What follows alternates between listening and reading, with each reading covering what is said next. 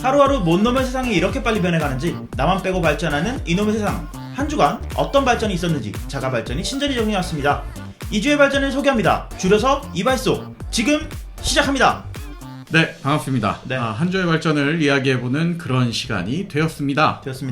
오늘도 긍정씨가 열심히 아주 좋은 소식들을 이렇게 잘 모아서 가지고 왔습니다. 오늘 언제부터 언제까지 소식이죠? 네, 2020년 7월 19일부터 7월 25일까지의 소식을 정리해왔습니다. 네, 한 주의 발전 이야기해보도록 하겠습니다. 지금 시작합니다.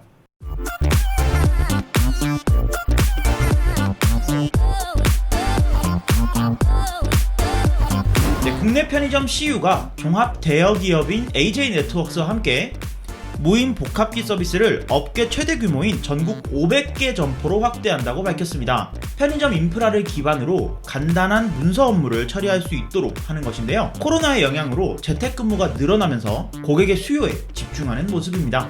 네, 기터브가 오픈소스 코드들을 북극에 보관합니다. 미래 세대가 볼 수 있게 한다는 취지인데요. 국제 종자 보관소가 있는 노르웨이 스발바르 제도에 1000년간 보관하는 것입니다. 총 21TB의 데이터로 폐탄광 안에 보관되는데요. 1000년간은 코드, 앞으로 잘 부탁드리겠습니다. 네, 뉴욕타임즈에 따르면 한국의 자가격리 앱에 중대한 보안 문제가 있다고 합니다. 취재에 따르면 해커는 사용자의 개인정보를 탈취할 수 있고 표준 암호화 체계를 사용하지 않는 것인데요. 중앙재난안전대책본부는 새로운 버전을 배포한 뒤 해킹이나 보안상 취약점으로 인한 것이 아니라 지적한 내용을 반영해 보완한 것이라고 밝혔습니다. 네, 악플과의 전쟁이 종식될지도 모르겠습니다. 인공지능이 투입된 이 전쟁에서 이제는 문맥을 파악하고 신종 악플이나 특수기호가 섞인 욕까지 인공지능이 탐지해낸다고 하는데요.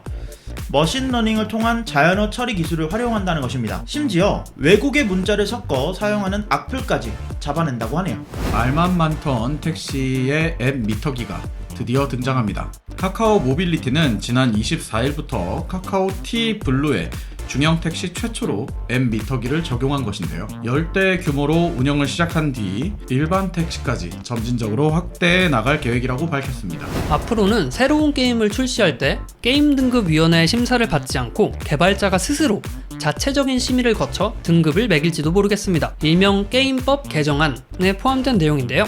스스로 각종 설문 항목에 포함된 내용을 체크하고 그 개수에 따라 등급을 매긴다고 합니다. 네, 배달 서비스 띵동이 식품이나 생필품을 30분 안에 배달하는 띵 배달 서비스를 시작합니다. 서울 강남과 서초 지역에서 우선적으로 서비스를 시작하는데요.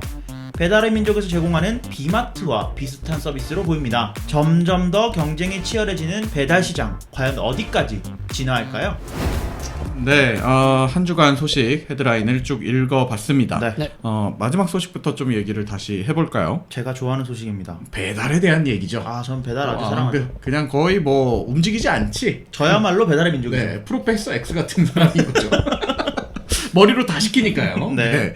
아주 멋집니다. 그 배달 서비스 중 하나인 띵똥이 이제 띵배달이라는 걸 도입을 했다고 합니다. 네. 근데 저는 그 예전에 이제 배달의 민족도 이런 유사한 서비스로 이제 그 비마트처럼 네. 뭐 어떤 물건들을 배달해주는 서비스, 편의점 물건들을 배달해주는 그런 서비스 네. 이런 거가 있는데 전 사실 이 배달 구조가 여전히 어떻게 이게 가능한 건지 좀 이해가 안 돼요. 정확히 말하면 배달의 민족에 빗대서 좀 설명을 해드리면 네네네.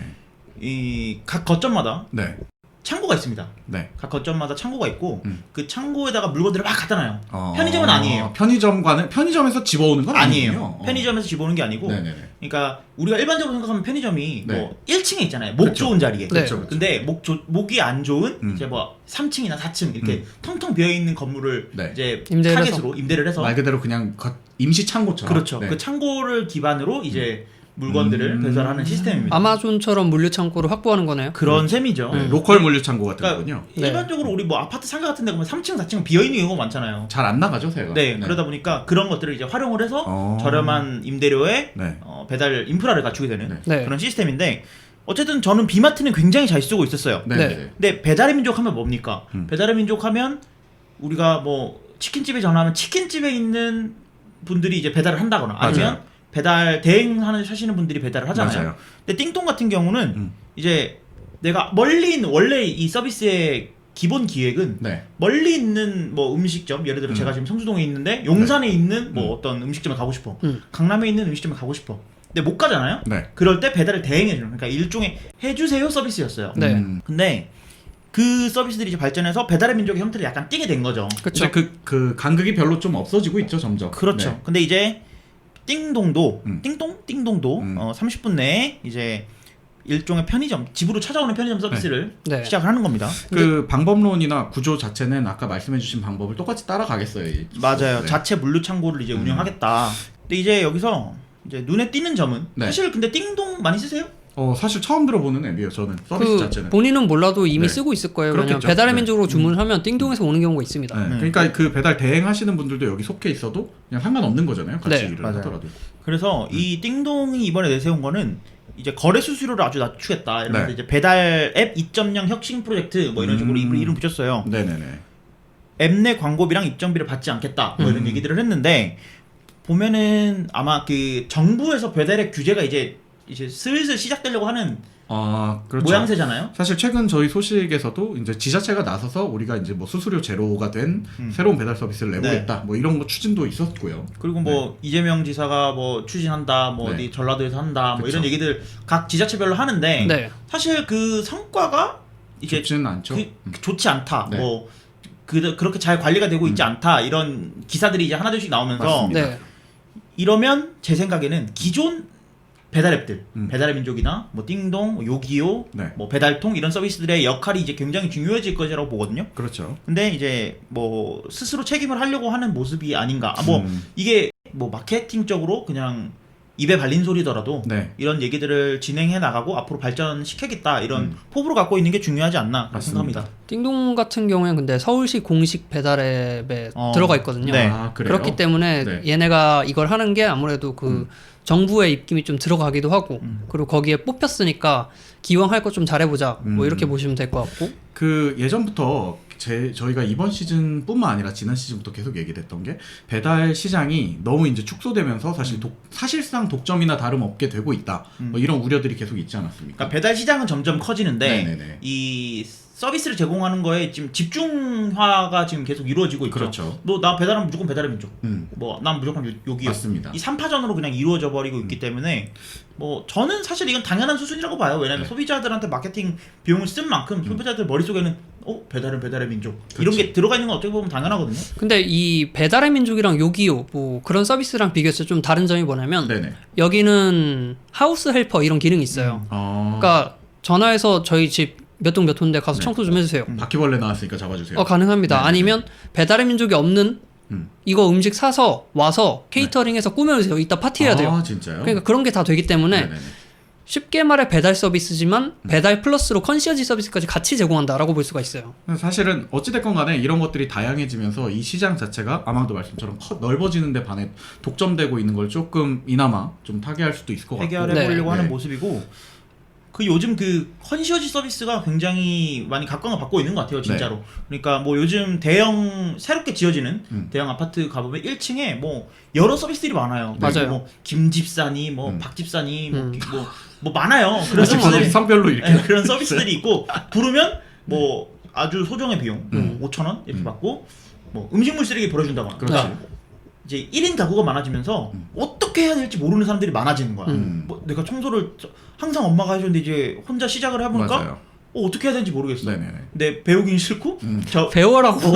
저렴한 비용에 본인의 이용하겠다. 얘기인 것 같은데요, 본인의 얘기요. 저도 그렇고요. 네. 근데 뭐 실제로 파티를 해야 된다. 근데 파티 나 예쁘게 꾸미고 싶어. 근데 어떻게 해야 될지 모르겠어. 약간의 비용을 납부하고 전문가가 해주는 게 더 나을 수도 있다. 그렇죠. 뭐 이렇게 볼 수 있겠죠. 벌레 잡아주는 것도 그렇고요. 내가 꾸밀 테니까 음식 여기 세 군데 거 다 가져와 주세요. 뭐 네. 이럴 수도 있죠. 그럴 수도 그렇죠. 있고요. 그러니까 모쪼록 이런 서비스가 좀 다양해지면서 이런 오토 서비스들이 좀 디테일하게 변해가는 모습들이 저는 좋은 것 같아요. 네. 그래서 아까 아망도 얘기한 대로 이런 독점되고 있는 부분들이 조금이나마 좀 좋은 방향으로 선의의 경쟁이 됐으면 하는 마음입니다. 네, 근데 비마트를 벤치마킹 하기에는 네. 조금 늦은 감이 있을 것 같아요. 근데 여기는 비마트보다 장점이 뭐냐면 네. 30분 안에 배달이에요. 시간 약속해줘요? 네. 이거 근데 옛날에 그 모 피자 업체에서 30분 맞아요. 이내에 배달을 하겠다가 네네네네. 과다 경쟁 이래서 뭐 사고도 발생하고 그랬었거든요. 그래서 이게 조금 위험하지 않나? 그런 생각이 들어요. 이게 왜 가능하냐면 강남구랑 서초구만 서비스합니다. 아, 이 30분 약속이 된 이 서비스가 강남 서초만 네. 한다. 그렇기 때문에 네. 여기서는 정해진 구역, 그러니까 여기는 완전 우리 구역이야 하면 적어도 비마트가 여기서는 힘을 좀 잃을 수도 있겠죠. 그렇지. 근데 이게 중요할까요? 아니면 30분 안에 오는 게 중요할지, 아니면 도착하는 시간을 정확하게 고지해 주는 게 중요할지는 좀 다를 것 같아요. 그쵸. 뭐 배달의 민족도 비마트 같은 경우에도 네. 10분 안에 도착합니다. 뭐 이런 경우도 있거든요. 배달이 없는 시간에. 네네네. 근데 뭐 좀 저녁 시간대, 음. 저녁에 몰리는 시간대는 뭐 11분, 뭐 40분, 50분 이렇게 걸리는 경우도 네네. 있어요. 네. 그런 거 보면은 차라리 이 라이더의 위치를 정확하게 보여주고 내가 정확하게 받는 게 중요할지, 아니면 30분 안에 받는 게 중요할지는 소비자들이 네. 잘 선택을 하겠죠. 뭐 시간이 지나 보면 사실 이거는 그 성적으로 결과가 나오지 않을까 싶습니다. 개인적으로 여기를 많이 응원을 합니다. 아, 띵동 응원하고 있습니다. 왜냐면 벌 모양이에요. 네네네. 노란색에. 네네네. 그래서 차도에서 보면 진짜 꿀벌들이 날아다니는 느낌. 일벌들이. 일벌들이라고 하셨어요? 일벌. 일벌이죠. 벌꿀이야 그럼? 그래요? 그렇게 바쁜 벌꿀은 쉴 시간도 없어요. 네. 아무튼 이번 기회에 그 모쪼록 배달하시는 분들 뭐 안전운전 하시길 바라면서 네. 시장이 좀 확대되길 응원하겠습니다. 네. 다음 소식으로 넘어가 볼까요? 게임법 얘기네요. 네. 사실 최근에 그 게임법에 대해서는 좀 안 좋은 소식들만 많이 나왔습니다. 그쵸. 견제가 되고 뭐 이제 사실 스팀에 있는 것들이 좀 제재 대상이 될 것이다. 뭐 이런 얘기들이 많이 나왔는데 물론 오래간만에 뭐 그 스팀 이야기는 결국 유야무야 없어졌죠. 맞습니다. 네. 그러니까 뭐 오래간만에 좀 게임 시장에 도움이 될 법한 그런 소식이에요. 네. 게임 등급위원회가 심사를 받지 않고 개발자 스스로 자체 심의를 하게 한다 소식인데 그러니까 역시 좀 소개를 해주시죠. 네. 이게 지난달인가요? 네. 스팀 논란이 있었잖아요. 맞습니다. 그것 때문에 나온 거예요. 아 그래요? 네. 그것 때문에 나온 건데 네네네. 원래 이제 게임을 출시하려면 게임물 등급위원회 허락을 받아야지. 그렇습니다. 심의를 통해서 이거는 네. 몇 세 등급 이렇게 할 때 판정을 받고 그리고 나서 서비스를 할 수 있었는데 맞습니다. 이제는 그 언제 그 심사하고 앉아 있습니까? 일단 스스로 자체 검열을 하시고 네. 그리고 출시하세요. 음. 그 다음에 나중에 봤는데 이거 잠깐만 심의를 잘못했는데 스스로가 네. 하면 좀 크게 처벌을 하겠다. 아 대신 이제 처벌의 강도를 높이되 그 사전에는 좀 자유롭게 출시를 할 수 있게 네. 하겠다. 근데 요게 네. 개정안 발의지 실제로 이제 법이 적용된다 이건 음. 아니고 이런 식으로 좀 논의가 되고 있다라고 보면 될 것 같습니다. 이제 막 시작 단계인 네. 거네요. 사실 이게 만약에 개정안이 통과가 된다면 굉장히 기대할 법한 게 그 역사적으로 좀 그 성공한 게임 시장, 뭐 네. 유럽 시장, 북미 시장 이런 것들이 다 이 제도를 쓰고 있거든요. 그러니까 먼저 사전에 자기가 출시를 하고 그 다음에 이제 그걸 위배한 게임들이나 문제가 될 경우에는 좀 네. 강하게 철퇴를 맞을 수 있다. 이런 것들을 약속한 채로 게임 시장이 이제 굴러가다 보니까 네. 스스로 이거 우린 애당초 개발할 때부터 성인용 게임으로 만들 거야 라고 이제 작정하고 만드는 회사들은 계속 그런 회사들이 생기는 네. 거고 반대로 우리는 완전히 교육용 게임 시장에 열을 올릴 거야 이러면 이제 그쪽으로만 쭉 계속 가는 네. 그러다 보니까 그냥 그 회사에 있는 심의 자체를 좀 편하게 심의하는 쪽도 이제 과부하가 좀 덜 걸리는 거죠. 그런 좀 장점이 있었는데 네. 그러면서 게임 시장도 같이 발전을 하고 그런 기대를 해볼 수 있지 않을까. 이 게임물 등급위원회가 왜 나왔냐라고 네네. 하면 이제 시스토리 음. 바다 이야기 네. 그때 이후로 아주 힘이 세진. 아니요 그걸로 발족된 거예요. 아 그렇습니까? 그것 때문에 나온 거고 네네네. 그래서 이 등급을 매겨야 된다라는 의견에 다 동의를 한 거예요. 그때 이후로. 네. 그 어느 순간부터 게임에 그게 붙기 시작했어요. 폭력성, 딱지, 중독성, 주사기 이렇게 나오고. 이런 딱지들이 붙기 시작했는데 그게 그럼 그때부터군요. 그렇죠. 네. 그때부터 붙었다고 보면 되는데 네. 그 이후로 컴퓨터 게임이나 모바일 게임이 엄청 많이 나왔어요. 네. 그리고 그 이후로 우리나라가 게임 시장에서 정말 어깨를 쫙 펴고 막 네. 기세 등등해졌단 말이야. 근데 법은 안 바뀌었죠. 네. 그래서 사람들이 말이 많았고 그걸 이제 개정해 나가겠다. 물론 지금 발의하시는 분도 네. 실질적으로 이 심의 제도가 아예 없어지는 방향이 제일 좋지만 현실적인 문제를 고려해서 중간책을 지금 낸 거죠. 사실 그 인터넷 세대가 되면서 이 워낙에 글로벌 시대가 되니까 게임 자체가 우리나라에서 출시가 안 됐지만 이미 게임을 즐기고 계시는 분들도 많이 계실 수 있고 그렇죠. 뭐 이런 문제점이 있으면서 실효성이 좀 논란이 되지 않았습니까? 네. 오히려 정식적으로 출시를 하려고 하면 더 피해를 보는 뭐 이런 경우들이 좀 있었는데 그런 부분들이 어떻게 좀 해결이 되지 않을까 하는 이게 기대가 듭니다. 게임조차도 네. 많은 것들이 지금 이미 그렇게 변해가고 있지만 생산자와 소비자가 계속 겹치는 시장들이 있어요. 예를 네. 들면 뭐 유튜브, 유튜브도 맞아요. 뭐 저도 맨날 자기 전에 유튜브를 보다가도 네네. 또 월수 구매는 여러분들에게 이제 자가 발전을 그렇죠. 올리고 이발소를 네. 올리고 그러잖아요. 네네네. 근데 이런 것처럼 생산자와 소비자가 계속 묘하게 겹치는 것들이 있어요. 네. 게임 시장도 그렇게 되고 있거든요. 그렇죠. 뭐 예를 들면 마인크래프트 같은 경우, 마인크래프트에 많은 그 안에 스크립트 같은 기능들을 이용해서 네네. 그 안에서 또 새로운 게임을 만들고, 맞습니다. 근데 그 게임을 만들었다고 해서 음. 이거를 게임 등급을 받게 할 것인가? 그러니까 이런 것들이 되게 모호해지는 시점에서 그렇죠. 저는 이게 굉장히 뭐 일단 지금 당장은 뭐 심의제 자체가 없어지는 건 아니지만 네. 괜찮은 방향으로 가고 있다라고 생각을 합니다. 일단 논의만 되는 것만 보더라도. 네. 그래서 뭐 스스로 매기면 예.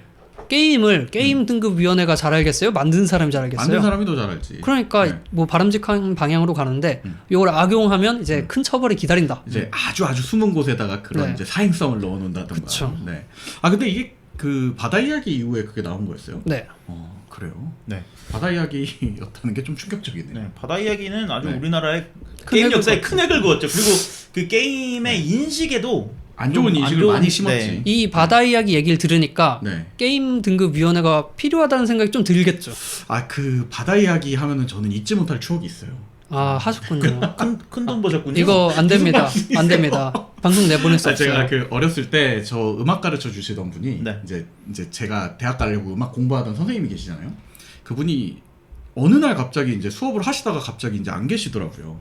그분이 나중에 알고 봤더니 바다 이야기 그 배경음악을 만드셨던 해서 이제 큰 소득을 한번 올리셨던 분이셨는데 네. 모르고 수업을 듣고 있었는데 어느 날 연락해 보니까 그 뭐야 필리핀에 가 계신다고. 네. 런. 네. 아, 그리고 런 하셨군요. 돌아오셔서 깔끔하게 처벌받고 지금 대전에서 그냥 조촐하게 장사하고 계신다고 아, 그러시더라고요. 네. 아무튼 그런 추억이 있는 바다 이야기였습니다. 네. 네, 제가 좋아하는 추억은 아니네요. 제 추억이죠. 선생님이 갑자기 사라져서 전 대학을 못 갔으니까요. 알겠습니다. 네. 축하합니다. 어쨌든 근데 이제 이 게임에 대한 이야기들이 계속 이제 수 위로 올라오고 있어요. 물 위로 계속 올라오고 있고 맞아요. 그 이런 것들을 계속 개선해 나가면 네. 우리나라도 뭐 게임하는 사람 게임 중독자, 음. 뭐 게임은 질병이야. 네. 뭐 물론 게임 질병 우리나라에서 나온 얘기는 아니다만 네. 그런 것들이 조금 이제 좀 가라앉지 않을까 그런 네. 생각들이 들고 많은 업체들이 이것들을 악용하지 않고 뭐 악용할 법한 회사들이 몇 개 떠오르긴 하는데 네. 그런 회사들이 악용하지 않고 네. 잘 이용을 해서 잘 제대로 법안이 발의가 되고 정착했으면 좋겠습니다. 네. 사실 그래야 앞으로 뭐 10년, 20년의 게임 시장이 좀 바뀌는 거 아니겠습니까? 그렇죠. 네. 기대해 보겠습니다. 법안이 잘 정착될 수 있기를 응원하겠습니다. 네. 다음 소식은 택시 소식입니다. 네. 택시 소식은 이번 시즌 내내 계속 따라다니는 것 같은데요. 그게 혹시 어떤 소식인지 한번 얘기를 좀 해주시죠. 네, 카카오 택시가 네. 말로만 나오던 앱 미터기를 드디어 적용을 하겠다라고 말을 했죠. 네. 앱미터기가 나면 어떤 게 좋아지게 되나요? 네, 일단 기존 택시들은 네. 그 말이 달리는 네. 혹은 이제 말 잘 안 쓰잖아요. 네. 왔다 갔다 하는 거 막 이런 거 네, 쓰는데 네. 진자 같은 거. 그쵸. 그 미터기를 이용을 해서 예. 요금을 책정을 해요. 맞습니다. 그 미터기는 보통 바퀴가 몇 번 돌아가느냐 맞습니다. 이 물리적인 걸 가지고 체크를 하거든요. 근데 우리가 보기에 그냥 뭐 간 만큼 내면 되는 거 아니야? 네네. 싶은데 요금 체계가 굉장히 다양해요. 음. 그 심야 요금도 있고요. 네. 할증이 있죠. 맞습니다. 그리고 시외로 나가면 또 할증이 다 맞아요. 따로 붙어요. 그렇기 때문에 이 계산법이나 이렇게 어렵고 특히 택시 기사분들이 가다가 여기부터 이제 할증 요금 적용할게요 하고 버튼을 눌러요. 네. 네네네. 그때부터 미터기가 따로 계산을 하거든요. 근데 이런 거 없이 이제 M 미터기가 들어가게 되면 GPS를 이용해서 어떻게 이동을 했느냐, 네. 그리고 어느 시간대에 이동을 했느냐, 어느 거리를 뭐 시외로 나갔느냐를 자동으로 네네. 책정해서 금액을 알려주는 거죠. 네.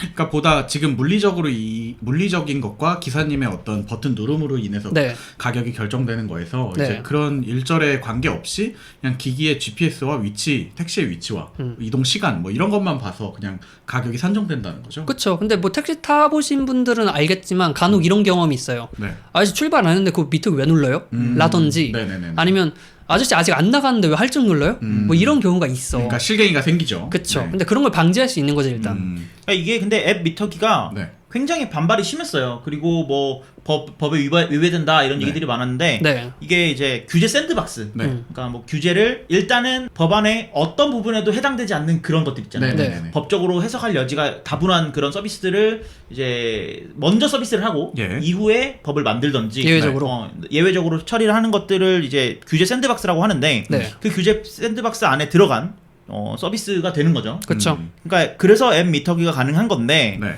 일단은 모든 뭐 핸드폰만 있으면 요즘 뭐 택시 타면 앞에 거의 뭐 아이언맨이에요. 그렇죠. 뭐 네, 화면이 다 붙어 있어. 몇 다섯 개씩 개씩 있어. 근데 그 화면 중에 하나를 이제 네. 메이터그를 쓸 수 있게 되는 건데 네. 모든 택시가 이걸 쓸 수 있는 건 아니고 네. 초반에는 이제 카카오 블루 택시 10대 정도. 중형 택시죠. 네. 네. 카카오 블루 중형 택시 10대 정도에서 쓸 수 있다는 건데 네. 너무 소소하게 하는 거 아닙니까? 왜냐면 이게 이제 실갱이도 실갱이고 네. 샌드박스고 또 기사님 교육도 필요하고 네. 기존 미터기 대체를 해야 되니까 어쩔 수가 없고요. 사실 그 승객 입장에서도 네. 약간 뭐 저희 같은 사람들이야 어차피 이렇게 소식도 접했고 어떤 건지 아니까 좀 신기하다 이러겠지만 모르시는 분이 그걸 보면은 도대체 저걸로 미터기를 대체하고 있다는 게 오히려 또 반발이 생기실 수도 아니 있고. 지금 뭐 조작한 거 아니에요? 그쵸, 그쵸. 이런 소리 나올 수도 있는 네. 거고. 근데 이게 앱 미터기를 쓰면요. 고객이 자기가 불렀잖아 카카오 택시를. 네네네네. 거기서 요금이 올라가는 걸 볼 수도 있고요. 실시간으로 보이게 되죠. 뭐 지금 예정이라고는 하지만 아예 사전 확정 요금제라고 해서 네네네. 여기서 여기 가는데 5,000원 오케이 해서 여기서 다 합의를 보고 네네. 갈 수도 있는 거고요. 네. 그리고 기사님들이나 택시 회사 입장에서 좋은 게 뭐냐? 택시 요금제가 바뀌었어요. 네. 그럼 미터기 다 뜯어내서 다 고쳐야 돼요. 맞아요. 근데 그럴 필요가 없는 거죠 이제. 네네. 워낙에 또 옛날에 그 미터기 뭐 조작하네 마네 이런 얘기들도 있고 이래가지고 네. 오히려 더 안심을 줄 수도 있을 것 같습니다. 요즘 그런 것들을 걱정하시는 분들 많더라고요. 자동 결제 택시 많이 이용하잖아요. 맞습니다. 특히 그 코로나 이후로 뭐 현금 카드 주고받고 하는 게 좀 꺼림칙하다 하시는 분들은 자동 결제 택시 많이들 이용하시는데 네. 자동 결제가 그 방식이 어떻게 되냐면 이제 목적지에 도착을 하면 그 택시 미터기에 나온 숫자를 네. 그 기사님의 스마트폰에다가 입력을 하는 방식이에요. 맞아요. 그래서 그걸 옮겨 적는 과정에서 뭐 100원, 200원 더 올려받는 거 아니냐, 그럴 수도 뭐 이런 있죠. 이야기들이 이제 그런 부분에서 이제 왜냐면 이미 손님은 내렸거든요. 그렇죠. 목적지 도착하면 내려버리거든. 음. 그러니까 그 과정에서 뭐 100원, 200원 더 이득을 취하는 게 아니냐 이런 네. 얘기들이 있는데 그런 것들을 좀 해결할 수 있지 않을까 그런 음. 것들을 좀 고려해 볼 수 있을 것 같아요. 참고로 요게 이제 국내 말고 글로벌 서비스, 예. 네. 우버, 네. 리프트 이런 데서는 이미 앱 미터기를 쓰고 그렇죠. 있고요. 국내에서도 이제 카카오 블랙 네. 이런 거 있죠. 고급 네. 거기서 미터기 돌아가고 있으면 안 되잖아. 그렇지. 깐지가 안 나지. 짜세 안 나오죠. 그래서 그런 데서도 솔직히 앱 미터기 쓰긴 하는데 예, 예. 이제 우리 일반인들도 쓸 수 있게 배포가 된다라고 보시면 될 것 같습니다. 네. 그 최근에 택시 타 보니까 이 기존에 우리가 생각하던 미터기 말고 좀 되게 예쁘게 생긴 스크린으로 된 새로운 미터기가 달려 있는 택시들이 있더라고요. 그 위에 그 백밀러, 룸미러 밑에 있는 이제 그런 형태로 달려 있는 미터기도 네. 있고 그런 것들 보면은 이제 미터기 시장도 규제 샌드박스 따라서 좀 다양해지고 시스템을 새로운 기술들을 많이 도입을 했으면 하는 바람이에요. 택시 많이 타는 입장에서. 네. 아무튼 기대해 보겠습니다. 저도 언젠가 한번 타볼 일이 생기겠죠, 조만간. 다음 소식으로 넘어가죠. 네. 다음 소식입니다. 그 악플 네. 다행히도 이제 저희 자가발전에는 네. 악플이 별로 없는데. 악플 달아보셨어요? 없어요? 다음 뭐야 달았구나. 체포. 네, 어쨌든 네, 저희 자가발전에는 악플이 별로 없는데. 그렇죠, 네. 그렇죠. 뭐 악플 그래도 그만큼 저희가 아직 유명하지 않다는 뜻이에요. 욕도 인기가 없다. 욕도 안 해. 다 이게 다 너무 좋으신 분들만 모여 있는데. 네. 악플도 관심이거든요. 근데 이제 악플로 많이들 이제 스트레스 받잖아요. 네. 맞아요. 특히 뭐 유튜버들도 많이 스트레스 받을 건데 이걸 가장 많이 스트레스 받는 부분이 아마 게임하면서일 것 같아요. 아, 그렇죠. 게임하면서 뭐 너 이놈 뭐 너희 어머니 김치 잘 담그더라 뭐 이런 거지. 장맛이 좋구나. 너희 어머니 김치 맛있더라 뭐 이런 욕들 요새 많이 하는데 맞아요. 그런 것들 많이 스트레스 받는데 이런 것들을 잡아내기 위해서 이제 인공지능이 드디어 투입이 된다라는 이야기입니다. 이게 진작부터 사실은 인공지능이 효과적일 것 같은 분야 중 하나라고 저는 생각을 했었는데 네. 이제서야. 정확하게 말하면 투입이 되고 있는데 네네네네. 그 활약이 어마어마해져서 소개를 하는 거죠. 기존부터 이제 슬슬 쓰곤 있었지만 네. 이제 눈에 띄는 가시적인 효과가 났다. 뭐 이렇게 우리가 생각했거든요. 보통 일단 스팸 문자 같은 거 오면 바카라 카지노 네. 사이에 별, 샵 들어가죠. 그리고 비읍하고 모음 아하고 떨어져 있죠. R을 그리고 R로 표시하지. 아니면 뭐 일본어 가타카나에 가져다 그치. 쓴다든지. 그것도 다 탐지해 냅니다 이제. 그러니까 이제 그 텍스트 자체의 정보를 보는 게 아니고 그 텍스트가 나열됐을 때 있는 걸 어떻게 이미지로 본다고 보면 될까요? 그러면은 이미지로 읽어내는 뭐 느낌. 그렇게 볼 수도 있겠죠. 네네네. 그냥 인공지능이 이제 글자를 읽는다라고 보시면 될 것 같고.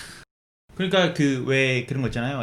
예전에 에어비앤비 네. 가면은 뭐 여기 벌레 많이 나와요. 이렇게 네. 쓰면은 이제 호스트가 안 좋게 별점을 줄 테니까 여기 벌레가 너무 많이 나와요. Shift 누르고 이제 Shift 누르고 쓰는 거 있잖아요. 그리고 베리 굿 이렇게 영어를 써줘. 마지막에 베리고 써주고. 네, 이런 것들도 이제 잡아낼 수 있다. 잡아낼 수 있습니다. 어쨌든 근데 이제 이게 그러면 이제 진짜 사람이 글을 보듯이 문자를 문자로서 읽어내는 보지 거. 않고 그렇지. 문자로서 보지 않고 문자를 약간 이미지화해서 이제 이게 어떤 문맥인가 이런 네. 것들을 파악한다는 건데 네. 정말 은 실장님 말씀해주신 대로 이게 인공지능이 가장 잘할 수 있는 영역 중 하나 아닙니까? 그렇죠. 그리고 긍정이가 썼던 욕을 보면 그거 보고 저거 참신한데? 하고 나도 쓸 수 있는 거고. 그렇죠. 그러니까 이게 계속 표본이 올라가는 게 보이면 네네네. 그런 것들의 부정적인 영향력을 조금 감지해낼 수 있는 맞습니다. 그런 서비스가 아닐까. 이 AI가 없는 악플 필터 기능을 이제 겪어 보셨을 텐데 네네네. 보통 이래요. 2020년 뭐 8월 15일 썼는데 년짜는 사용이 불가능합니다. 아, 그 엄청 이런 거 답답하죠. 있잖아요. 엄청 근데 그런 답답하죠. 걸 이제 우회해서 네네네. 자연스럽게 쓸 수가 있고 음. 제가 걱정하는 건 이거예요. 진짜로 너희 어머니 잘 지내시더라? 가 욕일까? 그럼 AI가 이걸 잡아내면 나 그 말을 못 쓸까? 네. 전 그게 좀 궁금해요. 아, 그렇게 자주 쓰시는 편이신가 봐요. 다 이제 두루두루 네. 아. 흔하게. 근데 이제 그 글쓴이의 맥락을 네. 읽어낼 수 있다는 거거든요. 그러니까 네. 긍정이가 음. 원래 욕을 많이 쓰던 사람이야. 그치. 근데 너희 어머니 요새 잘 지내시더라? 음. 그럼 이거 욕인 거지. 그 욕인 거지. 원래 그걸 쓰던 친구였으니까. 그렇게 쓰던 친구니까. 왜 난 자유가 있다고? 근데 저는 뭐 항상 따뜻한 말만 해요. 네, 은 실장 너무 좋은 말만 쓰는 친구. 은 실장 너무 네. 앞으로 잘 될 거예요. 이러다가 은 실장 어머니 잘 지내시죠? 네. 이러면 이거는 욕이 아닌 거잖아. 네, 이 말씀을 해주시는 이유가 네. 방금 말했던 뭐 시읒 h 뭐 새끼야 네. 막 이런 식으로 하는 게 아니라 진짜로 모욕적인 언사 욕 없이 문장 안에서 느껴지는 그 문맥상에서만 느껴지는 모욕적인 것들. 그걸 분석해서 잡아내요 지금. 그러니까 앞뒤 문맥도 읽어낼 수 있다는 거고. 그렇죠. 그런 거겠죠. 그러니까 이미 이게 지금 개발한 조직이 네. 넥슨에서 개발을 했어요. 그렇죠. 이제 넥슨 인텔리전스 랩스라는 그 연구팀에서 개발을 한 건데 네. 넥슨에 가면 넥슨 게임을 하면요 기상천외한 욕들이 많아요. 그렇죠. 그리고 그 욕들을 어떻게 그 우회하는지 네. 뭐 바보가 욕이다. 그럼 학습 자료가 너무 많아. 바보가 욕이다. 그럼 바보 안에 네. 골뱅이를 넣으면 욕이 만약에 뚫리잖아요. 바 골뱅이. 네, 그럼 그 다음부터는 바 골뱅이 보도 막혀요. 아. 그러니까 옛날에는 그랬었어요. 근데 네네네. 이게 저는 이걸 어떻게 다 막지? 뭐 아무리 규칙을 찾아서 정규식으로 만든다고 하더라도 이게 분명히 문제가 되는 부분들이 있을 것이고 네네네네. 그래서 이거를 그 밸런스를 잘 잡아가는 게 중요하다. 예전에 어떤 게임은 무슨 말을 해도 다 욕이에요. 무슨 말을 해도 다 별별 처리가 그냥 돼요. 음성으로 게임하는 게 훨씬 빠르겠네요. 그러니까요. 근데 그런 것들을 이제 넥슨이 알고 있고 그런 것들 해결해 나가기 위해서 네. 인공지능 기술을 사용을 한 건데 그러니까 요즘 그 한본어라고 하죠. 네. 그쵸. 한국어랑 일본어랑 섞어가지고. 그런 것들도 이제 다 감지를 해낸다고 하니까 뭐 앞으로는 더 발전해 나갈 여지가 충분히 있는 기술인 것 같아요. 넥슨이라고 하니까 괜히 또 신뢰도가 올라갑니다. 말씀하신 대로 그 적어도 우리나라 한정에서는 그 이 학습 자료를 뭐 가장 많이 수집할 수 있는 회사 중 하나 아니겠습니까? 그쵸. 네. 근데 뭐 넥슨에서는 이걸 통해서 욕설을 잡아내는 것뿐만 아니고 네네네. 뭐 현금 거래 광고라든지 이런 앞으로 뭐 약간 어뷰징에 활용될 수 있는 것들을 네네네. 다 감지해내겠다. 네. 훌륭하네요. 때문에 저 개인적으로 궁금한데 저 게임 많이 안 하니까 네네. 온라인 게임 많이 하는데 보통 음성으로도 채팅을 많이 하나요? 많이 하죠. 네, 하시는 음성으로밖에 분들도 못하는 많이 하죠. 게임들이 있죠. 그쵸. 그 음성으로도 네. 욕을 해요? 네. 하죠. 그럼 그것도 잡아낼까? 나중에? 사실 앞으로는 잡아내지 잡아내야죠. 근데 그것도. 게임하다 보면 욕하잖아. 않아요. 그죠. 해야 재밌잖아. 그죠. 채팅 말고 아, 그냥 그런 나 혼자 취향이세요? 나 혼자. 그런 아니 취향. 내가 만약에 싸우다 죽었어. 그럼 네네. 나 혼자 아유 멍청아 막 이래야 되는데 그냥 왜 저 새끼 안 죽어 네. 이런 거 하잖아요. 네. 그럼 잡혀서 블락당하고 네. 게임 제한이 걸리면 또 그거 문제가 완전히, 되지 않을까? 완전히 마이너리티 리포트 같은 거 아닙니까? 그러니까 이런 경우죠. 네. 배틀그라운드를 하다 보면 진짜 배틀그라운드는 약간 현실 반영된 게임이잖아요. 네네네. 지나가는 사람이 말하는 게 들려요. 옆에 은 실장이 저 멀리 있으면 안 들리다가 은 실장이 네네. 보면 아마 이제 어디로 가야 돼? 이런 말이 들려요. 도플러요. 팀들끼리 얘기하는 게 이렇게 들려요. 전체 네네. 채팅. 네네네네. 그러면 저 말을 듣고 여기 근처에 사람이 있네 하고 총을 들고 들어갈 수 있는데 네네네. 그렇게 싸우다 보면은 죽어 뭐 이러면서 싸울 수 있잖아요. 죽어? 차단. 그렇게 될 수 있는 거죠 이제 앞으로. 그러니까 이거를 어떻게 어느 문맥까지 찾아내느냐가 중요할 것 같아요. 참 미래 사회가 불쑥 다가온다는 걸 또 한 번 실감하는 그런 소식이었습니다. 네. 이제 긍정 씨는 게임하면서 키보드 칠 일이 많이 줄어들겠어요. 마스크 끼고 하려고요. 아 그렇습니까? 알겠습니다. 다음 소식으로 넘어가 보도록 하겠습니다. 네. 네. 네, 다음 소식은 뉴욕 타임즈가 한국의 자가격리 앱에 이제 취약점이 있다, 보약자 네. 취약점이 있다는 소식인데요.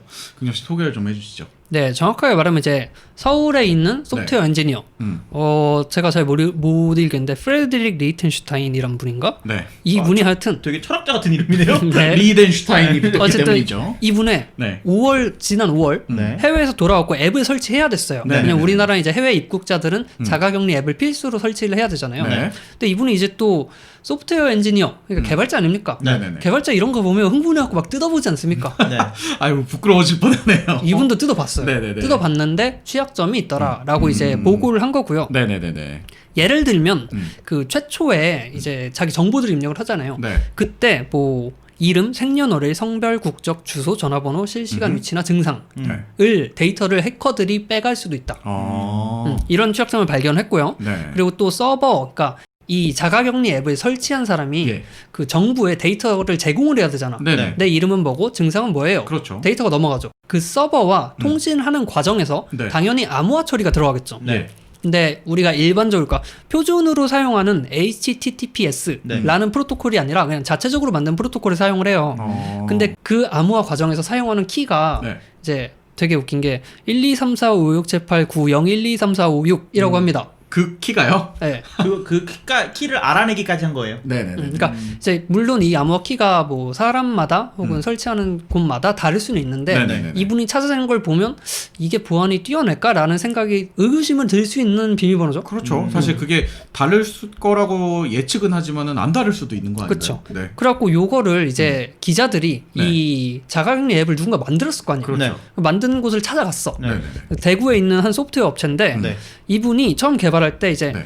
우리 한국에서 코로나 걸리고 하신 분들 일부만 사용할 걸로 생각을 하고 개발을 했는데 네네네. 전국적, 아니 전 세계적으로 한국에 들어오는 모두가 사용할 줄 몰랐다. 아, 이렇게까지 사용률이 급증할 줄 몰랐다. 네. 이 정도라면 내가 보안을 이렇게 하지 않았을 텐데라고 아. 자책하는 듯한 네네네네. 네, 그런 인터뷰가 좀 있었죠. 그리고 그게 이제 뉴욕 타임즈에 실렸다. 그쵸. 이렇게 볼 수 있겠군요. 그러니까 이게 사실 문제가 되는 부분 구간들이 몇 가지 있어요. 네. 그러니까 모든 앱에서 이 개인을 식별할 수 있는 코드가 발급이 됩니다. 네네. 일반적으로는 네. 뭐 아이디가 될 수도 있고, 예. 뭐 고유 키가 될 수도 있고, 핸드폰에 스마트폰에 맥 어드레스가 될 수도 있고, 그 사람을 특정해낼 수 있는 키가 발급이 되고, 그쵸. 네네네. 그 키에 해당하는 이름, 전화번호, 뭐 성별 이런 것들을 이제 매칭을 해놓을 수가 있는 건데 네. 네. 그 방식을 이용을 한 것 같아요. 네. 그 이용을 하고 이거 그러면 이 키를만 들고 있으면 어딘가에 조회를 해보면 이 사람의 이름, 전화번호, 증상은 뭐고 실시간 위치까지 알 수 있다. 그쵸. 이거는 굉장히 이제 심각한 문제인 거고 네네네. 이것들을 일단은 해결을 하겠다라고 뭐 우리나라 질병관리본부가 네. 해결을 했어요. 해결을 해결해서 업데이트 했어요. 얘기를 하고 얼마 안 있어서 네. 바로 업데이트를 했어요. 음. 그러니까 굉장히 빠르게 대응을 한 건 좋아요. 맞아요. 좋은데 애초에 만들 때부터 좀 신경을 썼으면 어땠을까. 특히 서버와 통신하는 구간이 HTTPS를 안 사용하고 네. 자체 개발한 뭐 자체적으로 만든 어떤 표준이 아닌 것들을 이용했다는 거는 네. 사실 표준을 이용하면 더 쉽거든요. 그렇죠. 표준을 이용하면 더 편해요. 왜냐면 OS에서 다 지원을 해주고 너 그쵸. HTTPS, SSL 적용해 라고 하기 때문에 이걸 적용하기 훨씬 더 편할 텐데 굳이 앱 자체에 있는 암호화 키를 이용해서 뭔가 새로운 암호화 방법 만든 이유가 궁금합니다. 그거는 아마도 제 추측으로는 HTTPS 프로토콜을 쓰려면 네. 지켜야 될 게 좀 있어. 근데 우리나라 그 소프트웨어 개발 특성이 아주 고질적인 문제이기도 하지만 네. 특히 이번 코로나 사태 때문에 빨리 줘요. 빨리 최대한 빨리 아. 하니까 그거 못 지키고 그럼 일단 이렇게 해서 넘기자. 이렇게 된 게 아닌가. HTTPS를 지키지 못하니까 근데 시간은 지켜야 되고 그쵸. 그러다 보니까 마감일은 정해져 것이다. 있으니까. 사실 어떻게 보면은 그 왜 저희 이제 IT 개발하시는 분들 사이에 자주 섞인 얘기로 그런 얘기들 오가잖아요. 국가 정부 사업하면은 제대로 되는 일이 없다. 그쵸. 네, 하청을 주고 뭐 이런 얘기들이 농담조로 이제 얘기가 나오는데 마치 그런 부분들의 한 켠을 좀 이렇게 민낯을 보여진 것 같아서 좀 한국인으로서 약간은 부끄러움은 있네요. 근데 그거 대비 사실은 잘 사용되던 앱이긴 하니까 재빠른 대응인 거에만 만족해야 되지 않나? 일단 이게 맞아요. 앱이 처음 나올 때부터 뭐 우리나라 이번에 그 코로나 대응이 네. 굉장히 빨랐고 그 특히 뭐 마스크 우리 실시간 재고 보여줄 때도 맞아요. 빠르게 API를 공개해서 많은 혼란을 줄였고 그런 것들을 보면은 이렇게 빨리빨리 하는 것들이 좋아요. 그리고 이 앱을 저는 이 자가격리를 앱으로 처리하겠다 이런 것도 네. 저는 좋은 아이디어였고 네. 맞아요. 개발자분들도 굉장히 거기에 압박을 느끼고 빨리빨리 네. 만든 것도 좋은데 네. 분명히 여기에 대한 문제점을 스스로 인지를 하고 있었을 거예요. 네. 이제 코로나가 조금 많이 소강 상태가 됐을 때 네. 스스로 이거 좀 보완을 했었으면 더 좋지 않았을까. 아마 하고 싶었을걸? 네, 그렇지만 뭐 조금 아쉽지만 일단은 해결이 됐다는 것에 조금 다행이라는 의견을 전해드려야 될 것 네, 같아요. 그래서 중앙대책본부가 말하기로는 네. 이 문제 때문에 개인정보 이슈 때문에 저희가 모두 처리를 했습니다가 아니라 여러분이 지적을 해주셔서 문제가 없는데 지적을 해주셨기 때문에 그걸 반영을 했다 정도로만 말을 했어요. 아 그래 그건 좀 혼나야 되는 거 아닙니까? 왜냐면 지금까지 문제가 네. 없었다라는 식으로 얘기를 해가지고 그러니까. 그 잘못을 인정할 수는 없잖아. 아 또 국가 입장에서 그쵸. 국가적인 입장에서 또 그걸 하기가 힘들었다. 네. 이거 이번 기회에 저는 사실 이런 걸 좀 반면교사 삼아서 그 국가 정부 앱을 만들 때 어느 정도 그 관련된 전문가들의 의견을 좀 많이 받아서 빨리빨리도 좋지만 이런 부분에 대한 대응도 미리미리 하면 좀 좋지 않을까. 안 돼. 그 전문가들이 다 할아버지야. 그러니까 그게 이게 문제. 근데 보안과 속도는 반비례할 수밖에 없거든요. 맞아요. 그래요. 그러다 보니까 오래 공을 들일수록 보안은 이제 완벽해지는 거고. 네네네. 그리고 거꾸로 우리가 급하게 특히 이 자가격리 같은 경우는 굉장히 급박하게 출시가 됐어야 되는 상황이잖아요. 네. 뭐 개발자로서 인정을 할 수밖에 없어요 이거. 아, 어떤 상황인지 대충 네. 보인다. 어쩔 수 없었다. 뭐 이렇게 네. 본다. 뭐 아망도 말대로 좀 추후에라도 이걸 보완했으면 됐을 텐데. 네. 돈과 인력만 있었으면 해결할 수 그렇죠. 있었죠. 네. 돈과 인력을 더 혹시 압니까? 예산 몇 번이나 요청해놨었을 수도 있어. 그럼. 이거 문제 있어요. 해야 됩니다. 했지만 없는데 잘 되는데? 방금 공무원인 것 같았어요. 죄송합니다. 알겠습니다. 뭐 해결은 됐다고 하니 네. 다시 이런 문제가 있으면 지금이라도 뭐 하나 둘씩 보완해 나가면 좀 어떨까 하는 생각입니다. 네. 다음 소식은 기터브 소식입니다. 네. 가끔 이발소를 방문해 주시는 기터브 소식이죠. 네. 어떤 소식인가요, 아망두 씨? 깃허브가 뭐 하는 서비스인지 다들 아시겠죠? 간단하게 한 번만 더 설명을 해주시죠. 뭐 우리가 여러 가지 코드를 개발하거나 네. 뭐 우리가 공부할 때도 HTML 공부를 하더라도 헬로우 월드 내가 만든 코드를 네. 남들한테 자랑하거나 아니면 내가 코드를 너무 잘 만들었어. 예. 그래서 공개를 하거나 네. 공유를 하거나 아니면 그냥 내가 혼자서 만드는데 이거를 여기서도 개발하고 싶고 저기서도 개발하고 싶고 좀 효율적으로 버저닝을 하고 싶어. 언제든 돌아갈 수 있고 네네네네. 이런 것들을 공개적으로 열람할 수 있는 저장소가 몇 가지 있는데 네. 네네네. 소스 코드용 드랍박스 뭐 이런 식으로 예약하면 아주 편할 것 같습니다. 좋습니다. 네. 풀어쳐서 설명하면. 네. 근데 이 깃허브가 오픈소스 프로젝트, 깃허브에 진짜 수천만 오픈소스 프로젝트들이 있는데 그쵸. 네. 거기에 선별된 몇몇 프로젝트의 코드를 북극에 보관하는 작업을 마쳤다. 이렇게 블로그를 통해서 밝혔습니다. 네. 그게 뭐 몇 개의 코드다 이런 게 아니고 용량으로 이제 얘기를 해준 거죠. 일단은 네. 21TB의 코드를 네. 뭐 하드디스크나 뭐 SSD 이런 것들로는 네. 이제 오랫동안 보관을 했을 때 변질이나 뭐 고장이 날 수도 있으니 네. 네네. 릴로 옮겨 담았다고 합니다. 그러니까 릴이라는 게 뭔가요? 그러니까 그 릴이 그 영화 필름 같은 거에다가 실제로 그 코드를 화면상에 쓴 거예요. 그래서 그 코드를 볼 수 있게끔 나중에 영상이나 뭐 이런 것들을 이용해서 코드를 볼 수 있게끔 다 써놓은 겁니다. 코드를. 아 그러면은 이제 그거를 분명히 디지털 자료인데 이거를 아날로그로 일종의 옮겨놓은 아날로그로 옮겨놓은 거죠. 나중에 볼 수 있게끔 한 거죠. 네. 그래서 나중에 확대경으로 그거를 읽으면 네. 이제 읽을 수 있게. 그래서 그 아날로그 방식이라고 보시면 될 것 네. 같아요. 약간 옛날 옛적 시절의 기술로 옮겨담았다. 물론 디지털 필름을 사용하긴 했지만 네네네. 약간 현미경이나 뭐 광학 확대경 이런 네. 걸로 보면 사람이나 컴퓨터가 읽을 수 있게. 오 재밌는데? 그러면은 이제 그걸로는 아무튼 보관됐을 때 이제 유지될 수 있는 기간이 훨씬 더 길 거고. 그렇죠. 네. 그렇기 때문에 이제 이걸로 소스를 옮겨 담아서 이제 북극에다 저장을 해버렸다. 네. 1000년짜리. 그러면 이후에 이제 1000년 뒤에 이걸 까볼 수 있도록 해주려고 하는 거겠네요. 그냥 쇼지 뭘. 쇼예요? 1000년 뒤에 이거 볼 일도 없어. 쇼라고?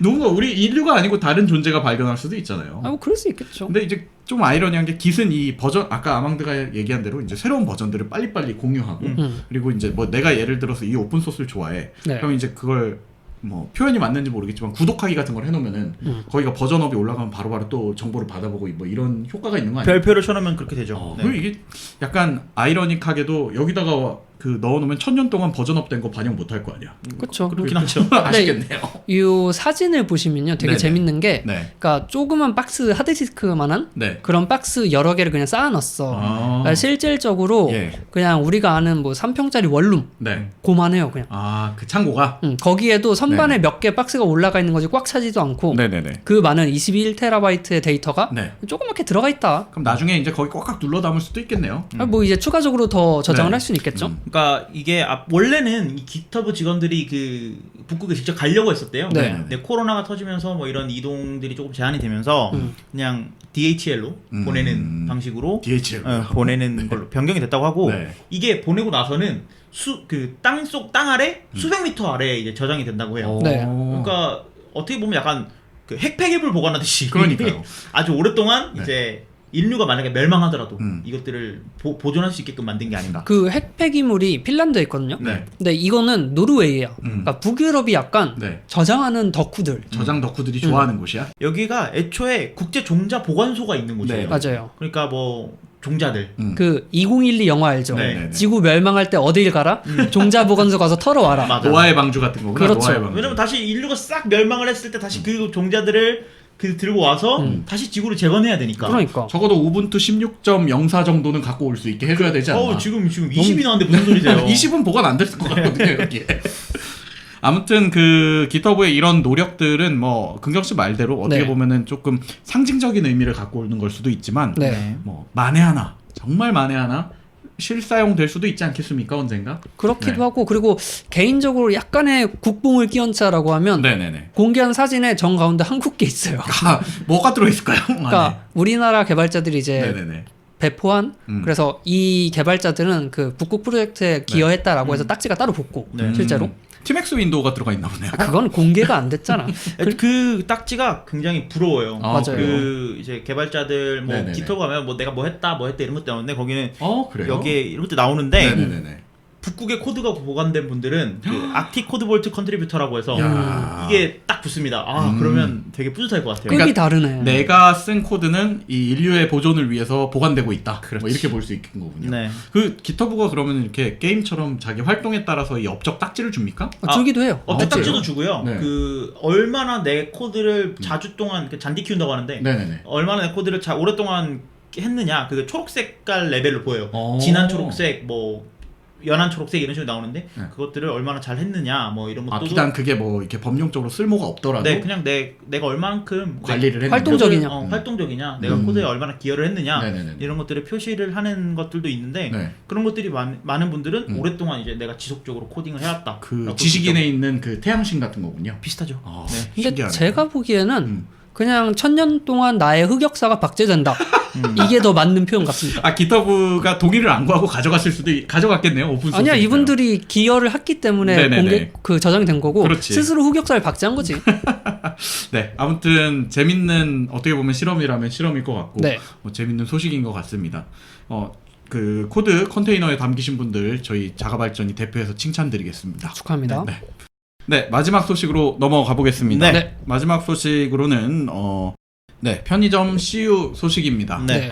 편의점 아망드가 거의 편의점 러버잖아요. 그렇죠. 국내 편의점 다 돌아다니는 분이신데 네. 편의점 원픽 하자면 어딥니까?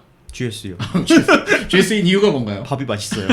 네, CU는 밥을 포기하고 디지털을 좀 도입을 하려는 것 CU는 같습니다. 백종원 선생님이 있습니다. 예, 그렇습니까? 네. 아무튼 무슨 소식인지 한번 얘기해 주시죠. 네, CU에서 이제 대여기업이라고 네네네. 하죠. 보통 렌탈을 해주는 곳. 네. 네, 그래서 AJ 네트워크라는 곳이랑 손을 잡고 네. 무인 복합키 서비스를 제공을 하겠다라고 했는데요. 네네네. 실제로 지금까지 한 100개 점포에 있었어 이미. 네. 이미 있었어요. 보신 적 있으세요? 편의점 번도 가서? 없었어요. 저도 한 번도 못 봤어요. 그렇죠. 근데 원래 있었대요. 뭐 대학가라든지 이런 데 자주 쓸 근처에. 곳에. 음. 네. 그런 데 있었는데 이제 아무래도 코로나 때문에 사람들이 네네. 재택근무도 하고 그치. 이거 복합기 없어 써야 되는데. 이거 하나 또 집에 놓기 좀 애매하거든요. 그리고 옛날에는 문방구 가면 해줬어. 그렇죠, 요새 맞아. 문방구가 어디 있어? 그러니까. PC방 갈 것도 아니고 이것 때문에. 킹코스 맞아요. 가야지 킹코스. 그 PC방 가면 안 돼. 네. 걸려.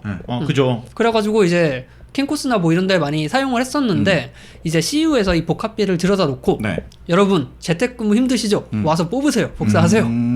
이게 재택근무도 재택근무지만 네. 이게 정말 필요하다고 느꼈던 부분이 음. 그 학교예요. 네. 그러니까 집에서 이제 요즘 뭐라 그러죠? 원격 수업을 하잖아요. 맞아요. 네. 원격 수업들을 많이 하는데 학교에서 문제지가 나오는 경우가 있대요. 그치. 과제 같은 것도 그걸로 나오고. 뭐 근데 대학생들은 보통 이제 뭐 내가 그냥 프린터 뭐 10만 원 정도면 사니까 사면 네. 되는데 네. 초등학교다 뭐 중학교다 이제 저학년인 경우에는 이거 한 번 뽑으려고 프린터 사기가 너무 아까운 거예요. 그치. 맞습니다. 그렇기 때문에 이런 것들을 그냥 어쩌지? 그래서 선생님들이랑 이런 것들 때문에 마찰이 있는 경우도 있다고 하는데 네. 이걸 이용하면 이 서비스를 이용하면 이제 편의점 가서 네. 학습지를 뽑아 급한 대로 일단 그러니까 쓸수 한두 장 있게. 뽑자고 프린터 사기 너무 아깝잖아요. 그렇지. 그런 것들을 이용할 수 있어서 좋은 것 같고 네. 사실 이 편의점에 음. 프린터가 있는 게 네, 일본에서 많이 보던 풍경 아닙니까? 맞습니다. 저는 일본 갔을 때 정말 신기했던 게 음. 편의점에 왜 프린터가 있어? 근데 그 프린터가 너무 잘 돼 있어요. 그렇지. 편의. 진짜 편의에 콤비니에 잘 맞춘 네. 그건데 네. 이 편의점 서비스 편의점에서 프린터를 제공한다, 복사기를 제공한다. 이제는 그리고 팩스까지도 지원한다라는 게 굉장히 매력적인 것 같습니다. 사실 팩스 보내는 게 되게 어렵거든요. 그렇죠. 요새는 이제 팩스가 없는 분들은 이제 온라인으로 팩스를 보냈었죠. 맞아요. 네네네. 근데 그러려면 또 스캔해야 돼. 맞아요. 그리고 또 뭐 그거 가입해야 되고 불편한 절차가 굉장히 많았는데 그리고 은근히 팩스를 쓰는 서비스가 많아요. 아직까지는 좀 많죠. 네. 이 일단 그 편의점에 이 서비스가 도입된다는 거는 사실 지금 자체는 그냥 기계만 갖다 놓고 어쨌든 비용을 납부하고 그 기계를 쓰는 거에 한정됐겠지만 네. 시간이 지나면 또 CU가 잘하는 것 중에 하나가 그 편의점 택배도 그렇고 이 온라인에서 나름 플랫폼을 만들어 가지고 그걸 좀 여기 자기들의 컨비니와 이제 연계를 시키는 걸 잘하거든요. 그런 부분들을 보면 여기다가 이제 나중에는 그냥 문서 출력은 미리 보내놓고 나중에 가서 그냥 찾아만 오는 뭐 그런 것도 도입이 될 수 있지 않겠습니까? 그런 게 이제 가능한 게 일본 같은 경우는 그래요. 네. 이 서비스가 이제 앱이 있어. 네. 그 앱에 로그인 해가지고 미리 문서를 올려놓고 네네네. 그 복합기에서 로그인을 해. 네. 그럼 그대로 뽑을 수 있는 거지. 그러니까 저는 이런 게 되게 잘 돼 있는 인프라고 생각하는데 지금 뭐 공개된 거 보면 그냥 컴퓨터랑 연결해 놓은 프린터가 하나 있는 정도인데 네. 사실 이거 알바들이 되게 안 좋아할 것 같아요. 엄청 신경 써야 되잖아요. 그러니까 계속 와서 뭐 네. 누가 게임하는지 뭐 하는지 그렇지. 계속 봐야 되니까. 그리고 고장 나면은 사실은 그때마다 이게 꾸준히 유지된다는 게 되게 중요한 거거든요. 사실 믿고 갔는데 새벽에 갔는데 급해서 갔는데 고장 나 있어. 또 다른데 되는데 찾아다녀야 되잖아. 네. 네. 근데 네. 저는 이게 왜 좋고 왜 가져왔냐면 네. 일본을 예로 들었지만 예. 일본이랑 우리나라가 다른 게 뭐냐? 음. CU랑 GS 앱이 잘 돼 있어. 맞아요. 앱이 잘 돼 있지. 거기에 복합기 기능이 들어간다 하면 네. 이제 정말 편의 서비스인 앱이 되는 거지. 이게 사실 맥 쓰는 분들은 네. 그 등본 떼고 이런 것들이 되게 힘들거든요. 그렇죠. 네. 그래서 이런 것들을 이용할 때도 좀 잘 연계만 시켜 놓는다면 뭐 등본 떼거나 이런 것들이 물론 요즘 뭐 그 키오스크가 잘 되어 있긴 하지만 네네네. 키오스크 말고 편의점에 가기만 하면 내 핸드폰으로 그 본인 인증하고 네. 얼굴 인증하고 딱 바로 나오게 진짜 된다면 그럼 좋겠다. 정말 편하지 않을까. 이쯤 되면 CU페이 이런 거 나와야 되는 거 아닐까? CU페이요? 네.